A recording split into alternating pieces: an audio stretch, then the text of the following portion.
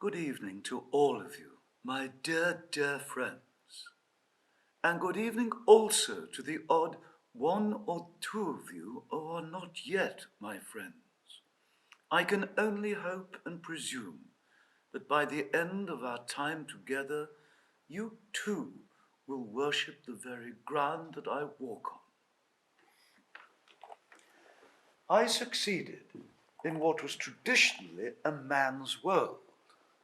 When I set out in politics, the main political parties, the Conservative Party and the Labour Party, had no place for women in high office.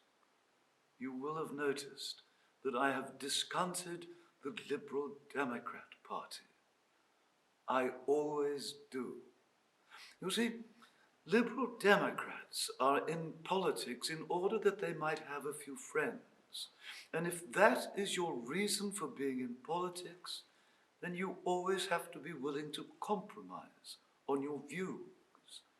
Of course, they call this consensus politics. They say that they are walking down the middle of the road. Well, as we are all well aware, if you walk down the middle of the road, you get run over by traffic coming in both directions. No, I succeeded in politics not because I'm a woman, not because I'm lucky, but because I was the right person for the job. You see, I get things done, and I have learned through a lifetime in politics that the male sex is not a reasoned or a reasonable sex. In politics, as in the rest of life itself, if ever you want anything said, you should ask a man. But if ever you want anything done, you should always ask a woman.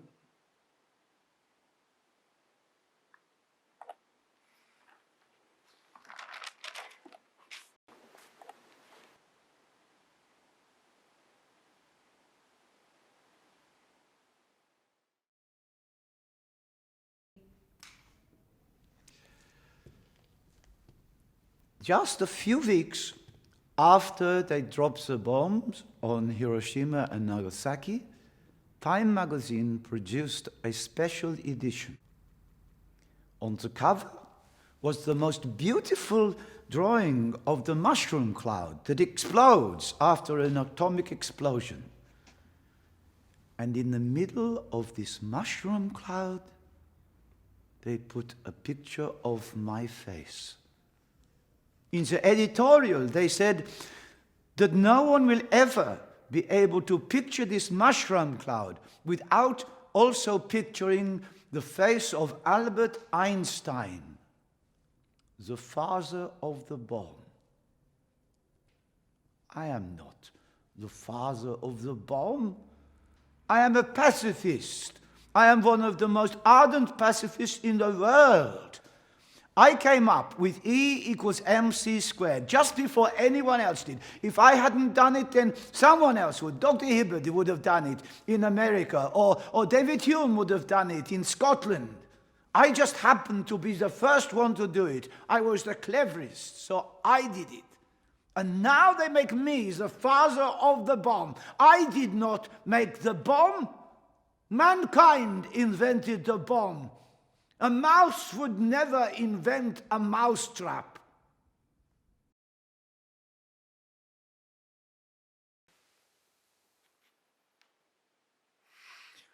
Promises, gentlemen, are for publication, not for fulfillment.